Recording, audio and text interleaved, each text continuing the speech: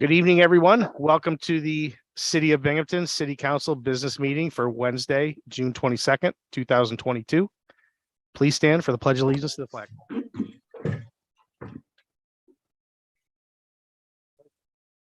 I pledge allegiance to the flag of the United States of America and to the republic for which it stands, one nation, under God, indivisible, with liberty and justice for all.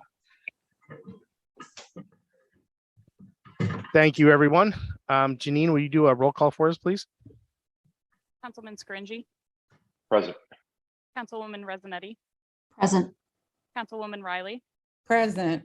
Councilwoman Friedman. Present. Councilman Burns. Present. Councilman Scanlon is absent, and President Strawn. Present. All right, that's 6 here, 1 absent. Scanlon. Okay, thank you for that. We will now ask for approval of minutes for the June 8, 2022 business meeting. Councilwoman Resinetti. Thank you, Mr. President. I'd like to make a motion to approve the minutes for the June 8th, 2022 business meeting. Second. All in favor? Aye. Aye. Anyone opposed? Okay, thank you for that. We will now move. We have a public hearing tonight, scheduled for tonight. Janine, could you tell us about our public hearing, and tell folks how they can participate? Binghamton will hold a public hearing regarding RL 22-156 entitled "A Resolution Authorizing the Mayor to Submit the FY 48 Annual Action Plan and accept any and all funds allocated by HUD from CDBG, ESG, and home entitlement programs." If you'd like to participate in the public hearing, please raise the hand button on Zoom, and then I will allow you to speak.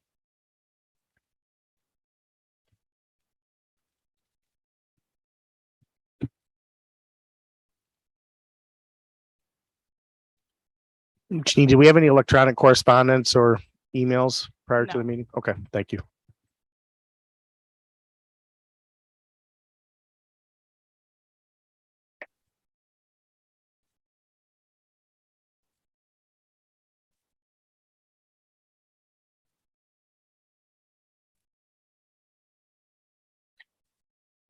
As we wait for just a minute, just a reminder to everyone, will we not be closing this public hearing? This public hearing will officially stay open until, I believe, corporate counsel will be back here in a second. I believe she said 4 p.m. on July 11th. So we've agreed yesterday at the work session to share correspondence that we individually get with each other and Mr. Carson, and he agreed if he got correspondence that he would share that with us over the next period of time where this public hearing remains open.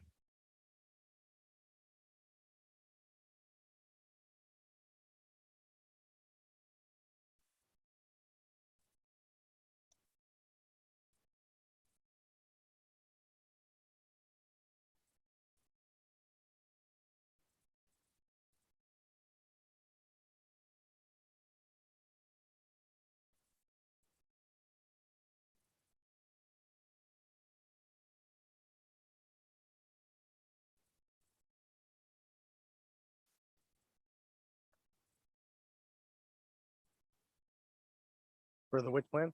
This one, this?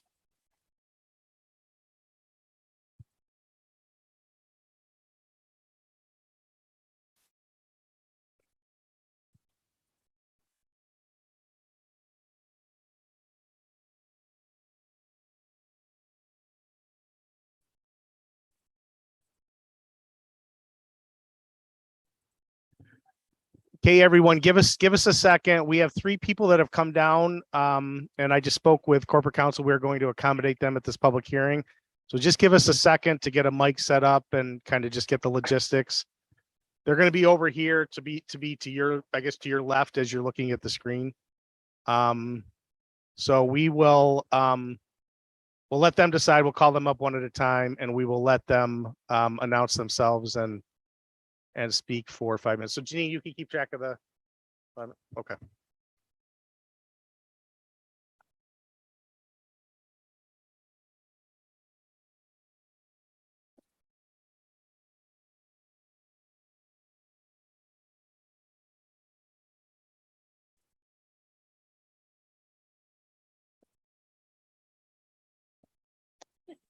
Just everybody bear with us for just a moment. We're going to get a little sign-in sheet prepared for them to sign in. Guys, in a second, we'll call you up. So you decide you can decide between the three of you, which order you want to go in. We will let you go however you want to do. We'll just have you announce your name and then you'll have 5 minutes. You'll have 5 minutes each to speak on the public hearing. Please bear in mind, you have to get a little close to the microphone in order for them to hear you, and they'll let you Yep. know if they can. Okay? Yeah, speak as loud as you can for us to hear, because sometimes they can hear you on Zoom better than we can hear you here. So, but that position, that mic should be okay. So, we ready? We good? Okay, whichever one of you wants to come up. Okay, in some ways this is exciting. This is the first time we've had some people down here. Besides a few of us, and some of us are still on Zoom. So I'm glad you, yeah. Yeah. So I'm glad you got in. So go ahead after you sign in and just announce your name and then you'll have 5 minutes to speak. Good evening. My name is Preston Evans. I am the Vice President of Development and Donor Relations at Achieve. I'm just here tonight to just kind of speak and say thank you for including funding in the 2022-2023 budget for our organization and for our summer program that it will go towards. Our summer program is our oldest program. It is our foundational program upon which all of our services and supports began. And it is designed just to prevent the summer slide in students as they are, the average student loses a certain amount of information and knowledge that they gain during a school year. And for students with disabilities that we support with about approximately 100 of them in this program every year, minus COVID years, that loss of learning, that gap is significantly more exaggerated. And so this program has proven itself year after year to be a valuable resource to students in the community. We serve about 40 City of Binghamton residents in the program between the ages of 5 and 21. And so again, we're just really grateful for the opportunity to have this funding included in next year's proposal. And I just wanted to, I do this spiel, we apply this every year to make sure that we have the appropriate staffing levels so we can have as many students as possible attend. And we received a letter from a parent, and I just kind of wanted to read that just to kind of give an idea of how it impacts others in the community. To whom it may concern, my name is Lindsay Holcomb, and I'm writing you today to show my commitment, appreciation, and dedication to Achieve and their summer program. I have 2 children, ages 8 and 7, who have attended summer program for the last several years. Each year during the summer, my boys look forward to the time they get to spend at Achieve, the wonderful summer program staff. The environment is engaging, enriching, friendly, and caring, which allows my boys to thrive. They always look forward to starting the day, a smile on their faces when they come home. Summer program for a lot of kids, including my own, allow our children the opportunity to bridge the gap in learning that occurs during the summer. Finding a good summer program in our community that the boys qualify for is a challenge, and Achieve has made it possible. Learning is such a valuable portion of a young child's life as it can shape their future and the future of our country. Regression is a real concern in young children, but even more so in special needs communities. Every parent wants to do enough, say enough, engage enough, and teach enough. Summer program allows for learning to take place and helps maintain skills children have learned throughout the year. Children can interact with peers their own age while having fun, being safe, while supported by such outstanding staff and programming. Summer can be socially isolating for children. Summer program gives them the opportunity to form social skills that are needed to interact in the community and in school.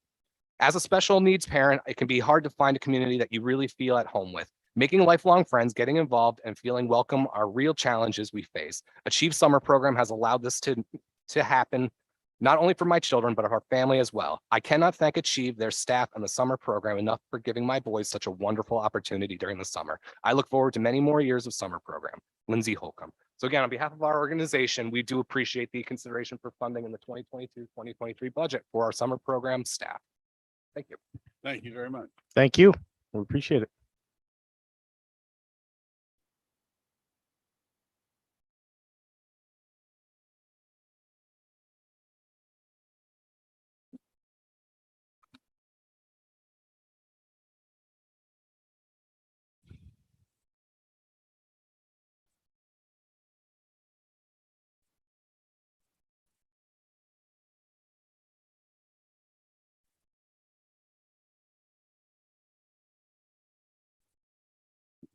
Have to put a timer because I'll talk forever.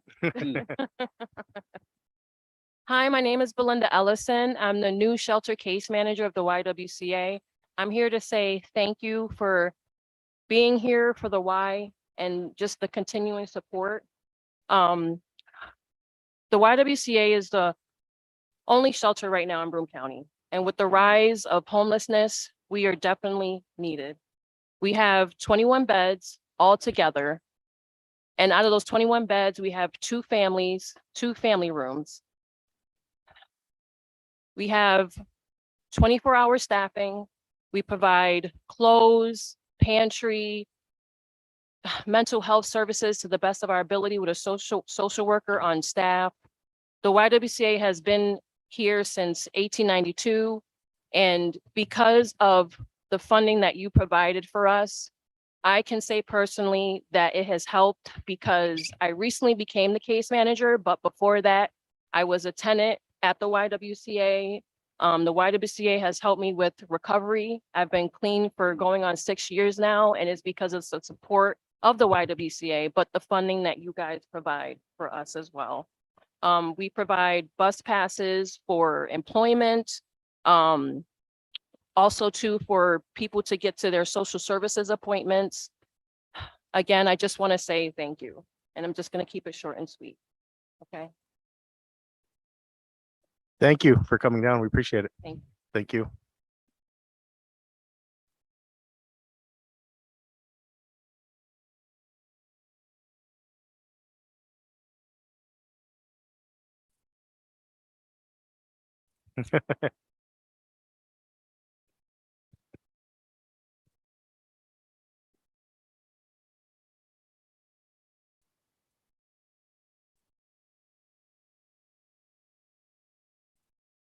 Hi, my name is Ephraim Rosario, YWCA Street Outreach.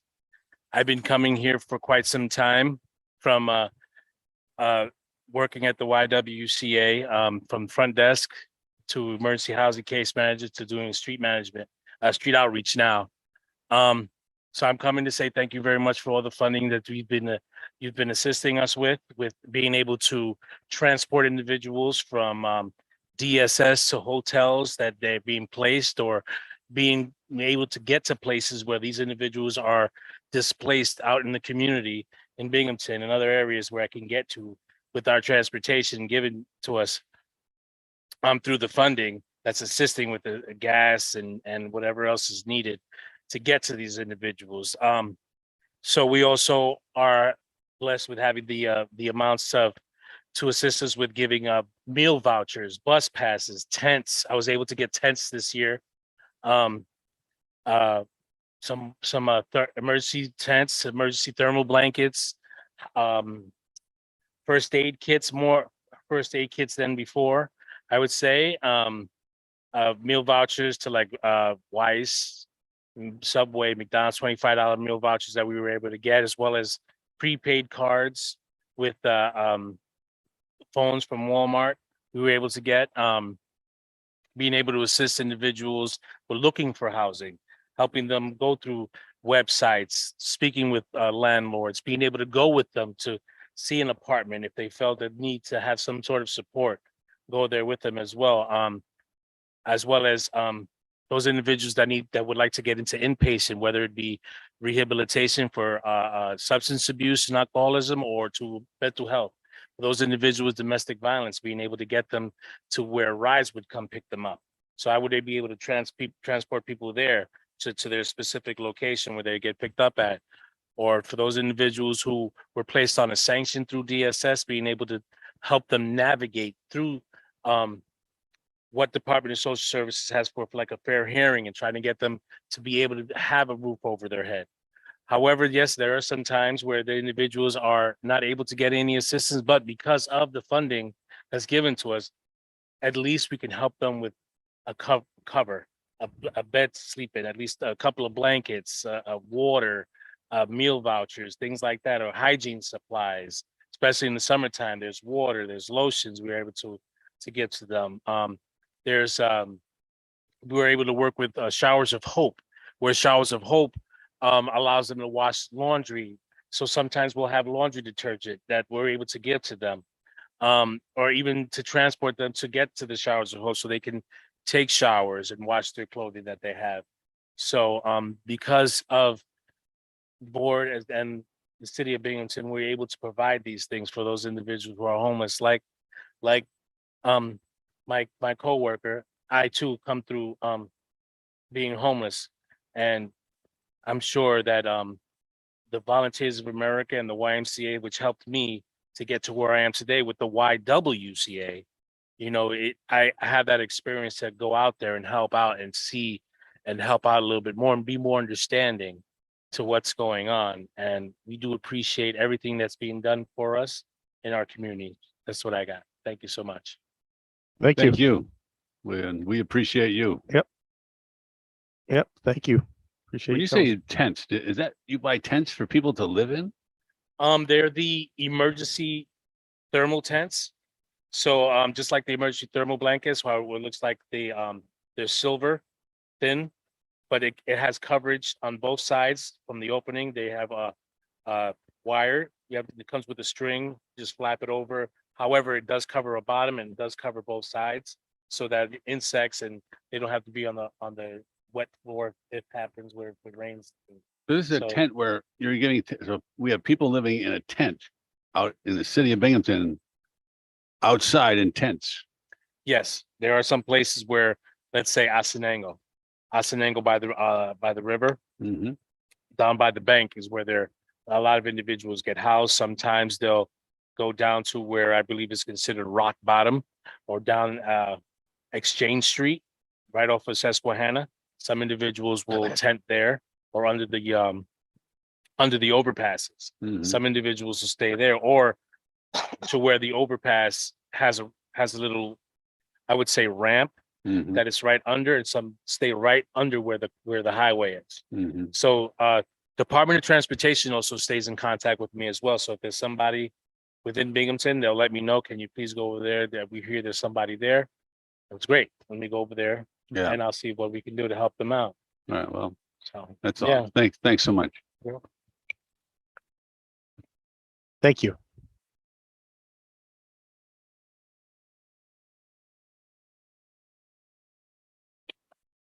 Gene, I can't see, but is there's somebody on the Zoom? Yep, there's one hand raised. Looks like Jesse Stone. We're gonna allow them to speak now.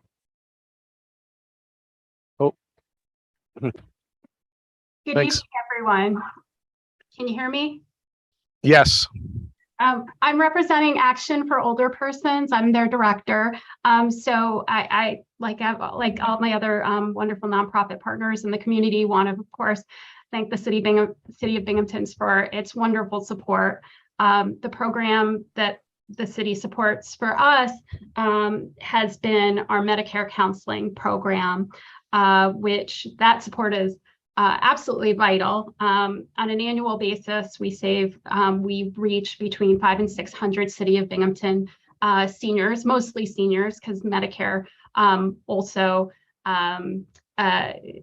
is something that individuals with disabilities, with long-term disabilities, can also access. But most of them are seniors, and for every dollar that we receive from this funding, we are able to translate that to about 24 times the amount of savings that seniors receive in our community. As I'm sure you all know, healthcare is one of the most challenging expenses that seniors face, and it is one that everyone struggles with as they age. The costs go up, income for individuals goes down, healthcare needs increase.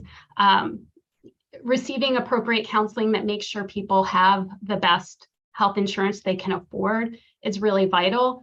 But Medicare is really complicated and really confusing. It's really not fair that seniors are asked to try to navigate a system which, no matter how well you're educated, is really challenging to understand. It's just a tremendously complicated system, which for those of us who don't need Medicare yet, I had no idea how confusing it is and challenging it is. And I can say I always rely on our staff and our trained volunteers to answer questions. I'm always really hesitant to directly answer anyone because it is such a complicated system that is changing all the time. The one thing that I think is important for you all to know is that for the coming year, so for this cycle that we've applied for, the funding is going to be particularly important because there are major changes that are happening that will be positive changes, but will confuse many seniors. And that's because during the pandemic, there was a healthcare emergency that was put in place, and people were able to not have to have a Medicare savings plan. They were allowed to have Medicaid was expanded essentially to ensure they had care. That's going to be ending. And when that ends is unclear. It will probably be around the end of the year. But what that's going to mean is a lot of people are going to have the opportunity to go to a Medicare savings plan instead and save a lot of money, but they're not going to understand it when they get the letter from DSS that tells them you need to make a change, you need to understand how this is. And we're going to have a lot of people that are going to be really concerned and are going to need counseling so that they get into the right plan and get the essential savings with those plans. So again, I want to express how needed the support will be in the coming year and how great, how much of a benefit it will be for seniors in the community. Thank you. Thank you very much.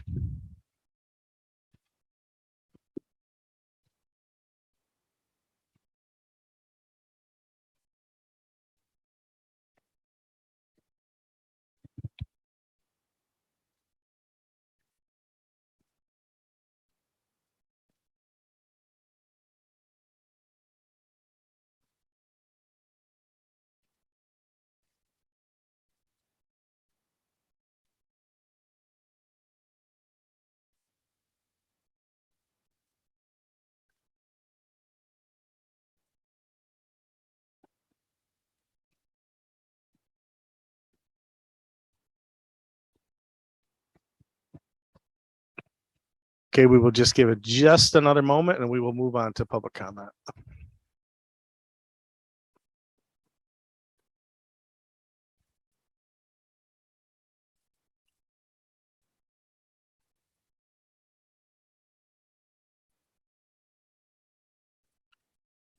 Okay, just to reiterate what I mentioned a second ago, this public hearing will remain open until approximately 4 o'clock on July 11th.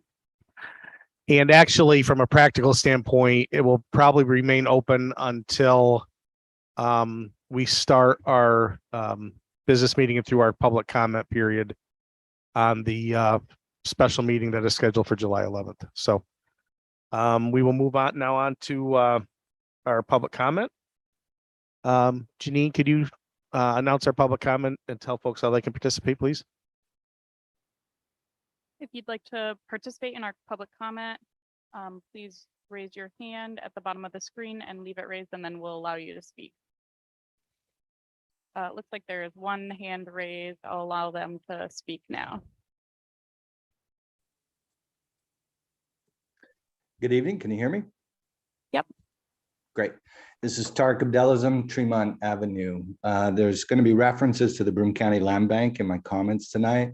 I do serve as a board member. I just want to make clear that I'm not speaking on behalf of the entire organization, but just in my individual capacity. I was at a conference up in Syracuse about a week and a half ago and learned that in the state's budget this year, the state allocated or kind of supercharged a great program, Restore New York, with $250 million. Restore New York was first launched in 2006 and designed specifically to help communities tackle vacant and abandoned properties, particularly in urban centers and historically disinvested neighborhoods. This really is an unprecedented opportunity for local governments to address both blighted properties and what is a top priority in virtually every community across the state: quality, affordable housing. There are going to be 2 rounds of funding. The first one, the notice will be issued probably next month. It will be $100 million. The second round will be in October. It will be $150 million. Binghamton, because of its population, will be eligible to apply for $3 million under each round. I just want to share that there is good history to reflect upon in thinking about what the city might propose. The Restore New York program was first launched in 2006, which coincided with the first year of Mayor Ryan's administration. What we did was we were able to secure more than $5 million over 3 rounds of funding. We used that to leverage $6 million more in private and philanthropic investments. And we demonstrated, most importantly, the power of community-driven revitalization that values and prioritizes resident input, deep community partnerships, and a culture of risk-taking. I wrote an article on this in binghamtonbridge.org, but just very quickly, I want to talk about some highlights. We tackled over 100 properties. We partnered with local affordable housing nonprofits like First Ward Action Council, Opportunities for Broome, as well as small local contractors to fully rehab vacant properties into affordable housing opportunities, both for homeowners and residents. Residents, through the Binghamton Neighborhood Assemblies, were able to identify which eyesores in their neighborhood should be prioritized for demolition. The city's first ever energy efficient ADA compliant permanent affordable housing project was completed on Lyle Avenue in partnership with the Binghamton Housing Authority. New single family homes were constructed on vacant lots, which hadn't happened in years. We partnered with Metro Interfaith to create the Binghamton Home Ownership Academy, which was tasked with building a pipeline of qualified low income first time home buyers, while the affordable housing developers worked on a pipeline of new homes. We had a national expert on deconstruction come in and train local demolition contractors how to salvage materials for resale, which sent less debris to the county landfill and reduced the cost of demolition to benefit local taxpayers. We supported the transformation of many vacant lots after demolition into community gardens, including the downtown urban farm. A partnership with Binghamton's PricewaterhouseCoopers Scholars Program, which became an annual tradition that persists today, transformed an overgrown parking lot at the end of Walnut Street into a play space and park that continues to serve as a community hub for neighbors. Now, I truly encourage local officials to be open, transparent, and inclusive in the brainstorming and development of Restore New York applications. There is a challenge in replicating some of those successes because what we did was take vacant properties off the Broome County's annual tax foreclosure list and use Restore New York funding to transform them into neighborhood assets. The rules have changed and that now you can still ask for multiple properties and bundle properties, but they do have to be in a geographical area. I want to emphasize that any project that is coincided with the brownfield opportunity area is scored higher. GEO, there's the First Ward brownfield opportunity area. Aviva, we have 2 other opportunity areas that we completed under the Ryan administration, the Brandywine Corridor, as well as the North Shenango River. If we were to actually assemble a bunch of vacant properties within those opportunity areas, we could drive millions of investments in residential neighborhoods that desperately need quality, affordable housing. There is one glitch, and that is that the Broome County loves the revenue generated from tax auctions. You have 1 minute. Thank you. I've been saying for years as a board member that we need to be more proactive and build an inventory of vacant properties because these opportunities are coming down the pipeline. And if we don't have properties, we miss the investments that our residents deserve and desperately need. So I'd encourage one more thing, that we stop temporarily all tax foreclosure auctions across the county and definitely in Binghamton. The biggest problem the Broome County Land Bank has in taking that approach is that they say we can't deal with maintenance issues until the funding is secured. I know Jared Cram has added additional staff to handle maintenance issues on vacant properties. A simple agreement between the city and the land bank in which they agree to handle maintenance while we go get funding would be a benefit to residents and would show that the county, the city, and the land bank, regardless of partisan stripes, can actually work together to benefit our residents. Thank you.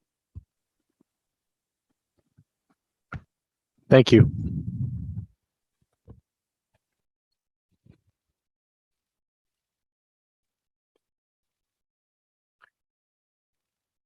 Janine, as well, no electronic correspondence for public comment. No, we didn't receive anything. Okay, thank you.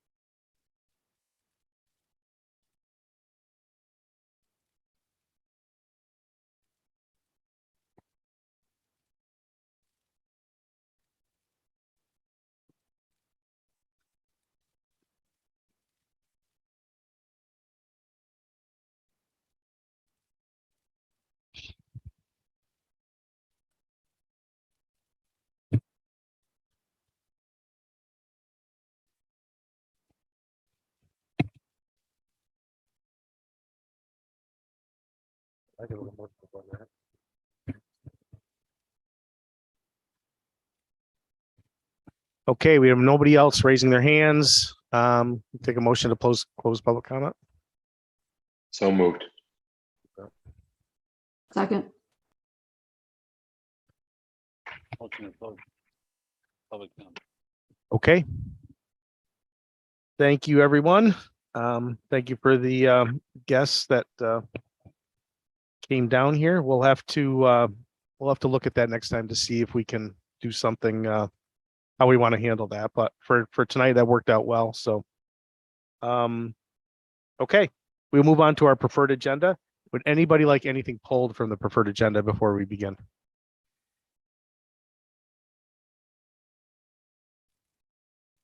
Okay, Janine, why don't you walk us through the preferred agenda? Speak as loud as you can so we can hear you, or won't be able to hear you down here.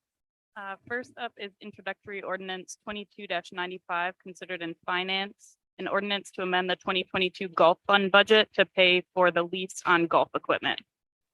Any questions or comments on introductory ordinance 22-95? Okay, please proceed.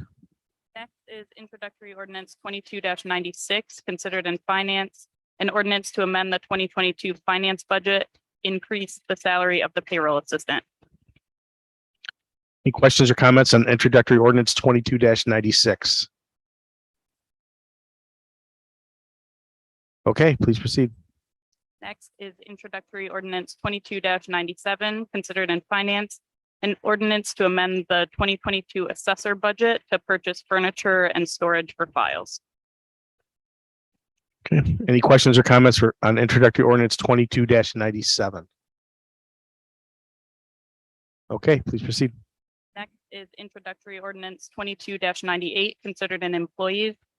An ordinance to amend chapter 124-39 personnel policies of the code of the city of Binghamton to add the director of planning, housing and community development and assistant director of planning, housing and community development to the list of 8-hour per standard workday employees. Okay, any questions or comments on introductory ordinance 22-98? Okay, please proceed. Next is introductory ordinance 22-99, considered in finance. An ordinance to amend the 2022 planning and contingency budgets to increase the salary of the director of planning, housing and community development and the assistant director of planning, housing and community development. Any questions or comments on introductory ordinance 22-99? Okay, please proceed. Next is introductory ordinance 22-100, considered in finance. An ordinance to amend the 2022 planning and zoning budget to fund a part-time clerk. Any questions or comments on introductory ordinance 22-100? Okay, please proceed. Next is introductory ordinance 22-101, considered in finance. An ordinance to amend the 2022 budget to purchase DPW trucks with loss revenue funds. Any questions or comments on introductory ordinance 22-101? Okay, please proceed. Next is introductory resolution 22-58, considered in public works and parks. A resolution authorizing the mayor to enter into an agreement with GHD Consulting Services for the CSO LTCP post-construction compliance monitoring program at the Binghamton Johnson City Joint Sewage Treatment Plant.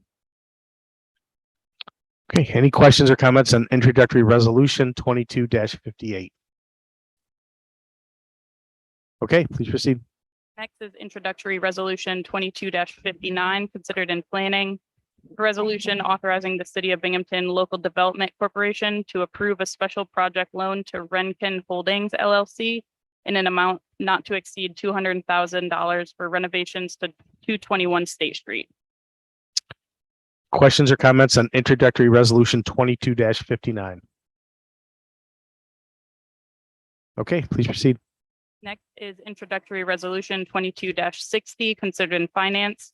Resolution authorizing the mayor to accept a grant from New York State OPRHP for a citywide survey and compile a MPDF. Any questions or comments on introductory resolution 22-60? Okay, please proceed. Next is introductory resolution 22-61, considered in finance, a resolution to correct the 2022 tax rolls for 64 Mygett Street. Any questions or comments on introductory resolution 22-61? Okay, please proceed. Next is introductory resolution 22-62, considered in Public Works and Parks. Resolution authorizing the mayor to enter into an agreement with Binghamton University to allow the physical therapy department to perform field work at the First Ward Senior Center. Okay, any questions or comments on introductory resolution 22-62? Motion to approve the preferred agenda. Second, Okay, Janine, can you do a roll call for us, please? Councilman Scaringi, Aye. Councilwoman Rezinetti, aye. Councilwoman Riley, Aye. Councilwoman Friedman, Aye. Councilman Burns, Aye. Councilman Scanlon is absent, and President Strawn. Aye. That's 6 ayes, 1 absent. Scanlon. Okay, thank you, everyone. We will now move to our communication. District 7 was going to start, but Councilman Scanlon is absent tonight, so we will go to District 1, First Ward, Councilman Scaringi. Thank you, Mr. President. I just want to thank many departments in the city of Binghamton over the last 2 weeks. Road work and potholes that have been updated throughout the first district, especially parts of Floral Ave coming up on Main Street. I really want to thank the Parks Department for all of the properties that they've gotten out to, getting grass mowed. Had a meeting with constituents over on May Street near the First Ward Park within the last 2 weeks, and there were a lot of trees that came down along the creek that runs on the even numbered side in the backyards as you're moving up Colfax, and a lot of them were deployed out there today. So I really want to thank them for all their work. Thank you, Mr. President. Thank you. We will now go to District 2 and Councilwoman Rezinetti. Thank you, Mr. President. Not much to say tonight. It is summer. First day was yesterday, so happy summer, and please be safe out there. I think we're supposed to get a lot of rain tonight. Thank you and good night. Thank you. We now go to District 3 and Councilwoman Riley. Good evening, everyone. I won't be as short. We just had a wonderful, wonderful weekend of Juneteenth, weekend and Monday of Juneteenth activities. So I want to send a shout out to not only the administration, but my colleagues, because we were all trying to get in touch with Parks and Rec regarding the power and the access to the bathrooms for the picnic on Saturday. Thankfully, everyone worked together very collegially to make sure the team came out and opened the bathrooms and turned on the power, and it was a successful event. They even noticed that the water was, the splash pad was turned on, even though it was cold and windy. So they came back and turned that off as well. So a shout out to Parks and Rec, as well as Megan and Joe Burns for working with me in a haste to get this done for the community. We also had a great, again, set of events. We had a lot of fun at the Black Excellence Awards. If those of you that were not aware of such, it was a very exciting event, and I encourage you to participate next year. Moving forward this weekend, another great round of events. As you know, Binghamton High School will be graduating on Sunday, and typically we send a resolution, but we have had a lot of things happening and we may not have the data in time for the resolution before the graduation, but we will ensure that it is recorded properly. To note that City Council is excited about this graduation and wish the class of 2022 well and good luck. Finally, the Civic Association is hosting a series of events this week surrounding international affairs. They are celebrating World Refuge Day, and all of this culminates on Saturday with the All Nations Parade. So I encourage all of you to look at what the American Civic Association has posted on their website. I think they've emailed all of us as well. So I hope all of you will join me at the parade and the post-parade activities this Saturday. Again, Binghamton is a very diverse community, and it's important that we represent and celebrate all activities that celebrate the various cultures of our neighbors and friends. That concludes my report. Thank you very much. Thank you. We will now move on to District 4 and Councilwoman Friedman. Thank you, President Strawn. My comments are going to be largely overlap Councilwoman Riley's. Not that we've ever done that before, but but we happen to be at a lot of the same events this weekend. So we kicked off this weekend with a flag raising at Asada Shakur, aka Columbus Park.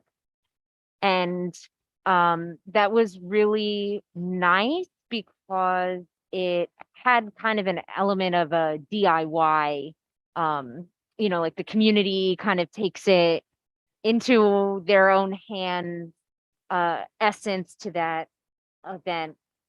And that was streamed live. So if you're curious about what some of the speakers said, you can find that on Facebook, I believe from the Juneteenth page.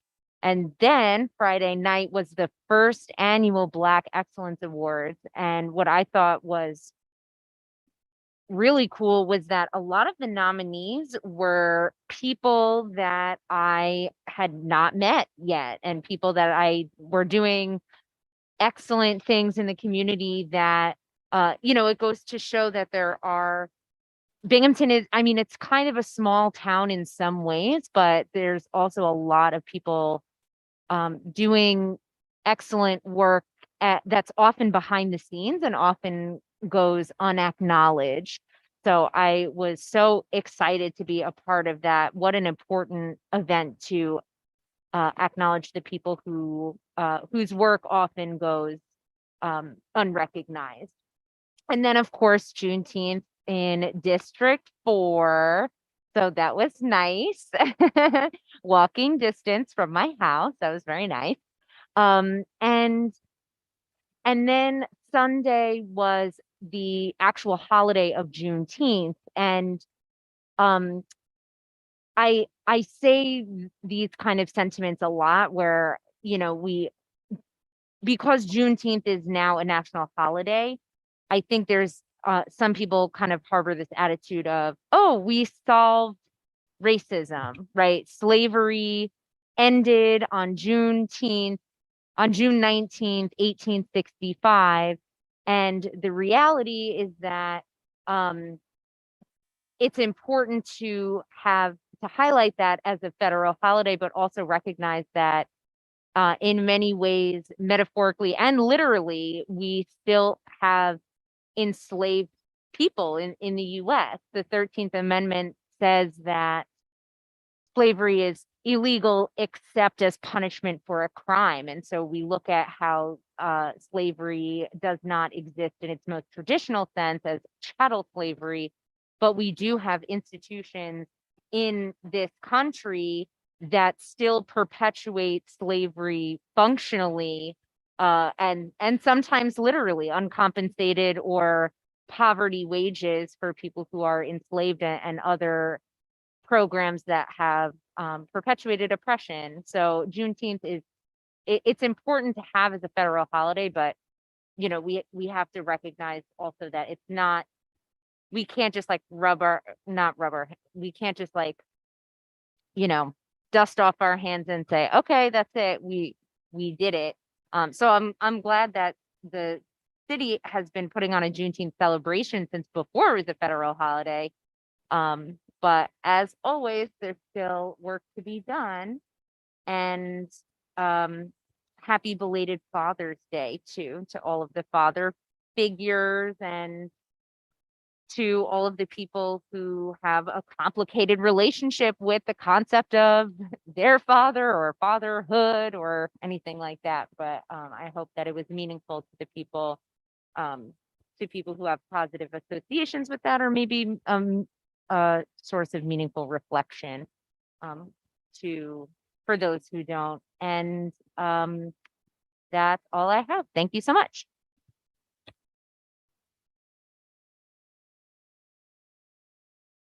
Thank you very much. We will now move on to District 5 and Councilman Burns. Thank you, Mr. President.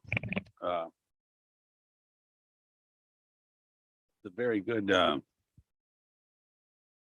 public comment we had at the public hearing tonight. The YWCA folks, it's just so wonderful that we have those people in our community doing that kind of work.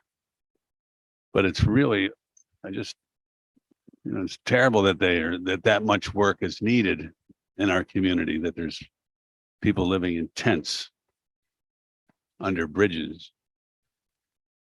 And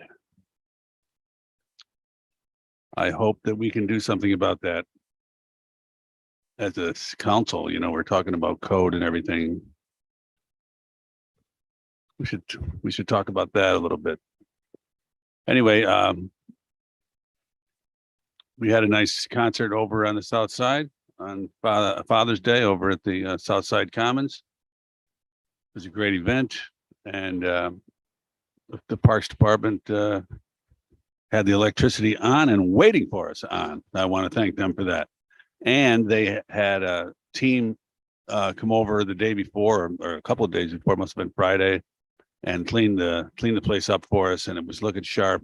And so I want to thank them for everything. And that's it. Thanks very much. Thank you, Councilman Burns. Yeah, I just have a couple things, eclectic things. I want to piggyback real quick on what Councilman Burns just said, and Councilwoman Riley and Councilwoman Friedman. Just a lot of stuff going on. It just shows that we have a vibrant community. Juneteenth celebrations. We had, Councilman Burns said, I personally saw the Parks Department out there Sunday morning at the Southside Commons. Like he said, it was not an emergency situation with the power and anything else. They had everything ready, but obviously out there on a Sunday morning, probably not a normal thing for them, blowing things off and getting everything ready. So just to concur with that, we appreciate that. We also had, I'm probably using the wrong terminology, we also had a big car race coming through downtown on Sunday, which seemed like a really neat event, and a lot of people downtown for that. And so that was neat to see that they chose Binghamton as I believe their first stop on this race of these classic cars across the country. And with a little help from one of the New York Mets top pitchers, Max Scherzer, the Rumble Ponies set the all-time Mirabito Stadium attendance last night of over 7,400 people attended last night's game. So I'm not sure how all those things happened, but I'm sure it was a rehab start for Mr. Scherzer, but I'm sure it wasn't lost on the Mets organization that would be a nice thing for our local community and our team as well. A win-win situation, get him back to the majors. And it was a gorgeous evening. So that was neat to see that happen last night. While we were hard at work here at our work session, the stadium was sold out. So that was pretty cool. I just wanted to mention that we did have 3 people come tonight and we accommodated them. It was the comments were excellent. I was glad they were here. And it was a reminder to me that, at some point after the summer, depending on what the governor decides, we probably should make a determination of the possibility of, accommodating and having meetings here either way, which is our choice. It's our option to keep it remote, but it's also our option to not do that. That being said, we do not have any security downstairs. So It was very confusing tonight because when we originally announced this public hearing, it was that extension had not been made by the governor. So we would ask until we formally have security and opened up that we have participation on Zoom. I hate to say that because tonight went very well and it was actually fun to have them down here, but with no security at all downstairs, it could potentially create an issue. So I would just bear with us as we, kind of work with what the governor is doing in this regard and the options that we have, and stay tuned down the road as I think we would all like to be back down here, all of us, as soon as we can. We continue to look into the situation and the possibility of having a special meeting on Monday. Sharon and Corporate Counsel was communicated today with the joint sewer plant. So we still have a few more things to tidy up on that end to see what really needs to happen, whether the difference between the Monday and the following Wednesday is important. I realize I will not be here. I might be able to attend remotely. I'm not sure yet. So we'll have to talk to Corporate Counsel about that too, to see if Councilman Scringy could be available to run the meeting if in my absence, if we need to do that. So please stay tuned over the next, probably sometime by the end of business tomorrow. We'll try to get something out because we would have to have a notice in by Friday if we decide to do that. So stay posted on that possibility. We will plan on having the special meeting for the CDBG budget on July 11th at 6 o'clock. So keep that in your schedule as well. With that, I will take a motion to adjourn the meeting. So moved. Second.